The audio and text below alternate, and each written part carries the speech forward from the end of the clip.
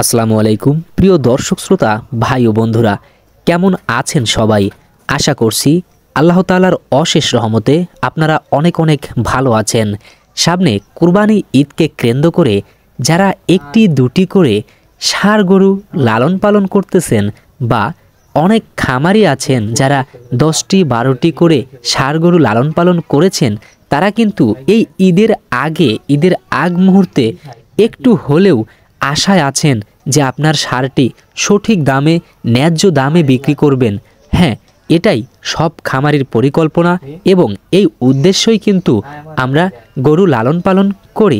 দর্শক, আজকে আমরা যেখানে অবস্থান করতেছি এটা হচ্ছে বাংলাদেশের সিরাজগঞ্জ চান্দাইকোনা হাটে।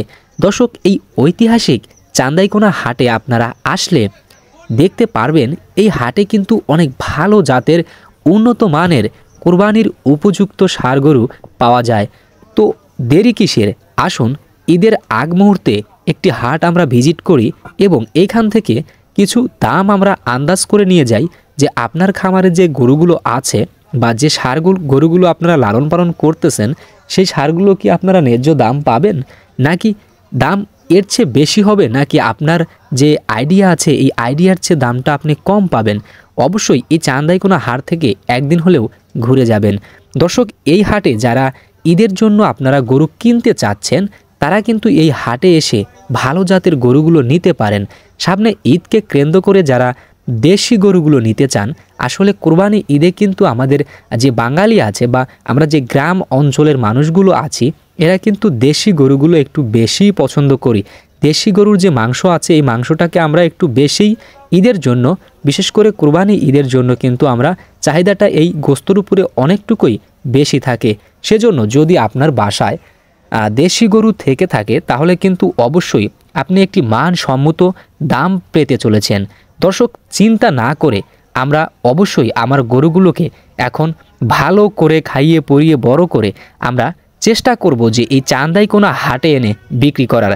আই হোপ, আমি মনে করি আপনারা অনেক ভালো একটি দাম পাবেন এই চান্দাইকোনা হাটে আসলে।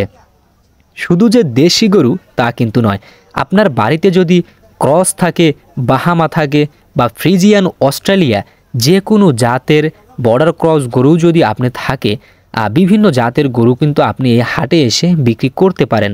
কারণ চাহিদা কিন্তু শুধু দেশি গরুর না, সব গরুরই কিন্তু এই ঈদের আগে চাহিদাটা ভালো থাকে। তো বরাবরের মতো শেষ করছি আজকের এই সুন্দর প্রতিবেদনটি।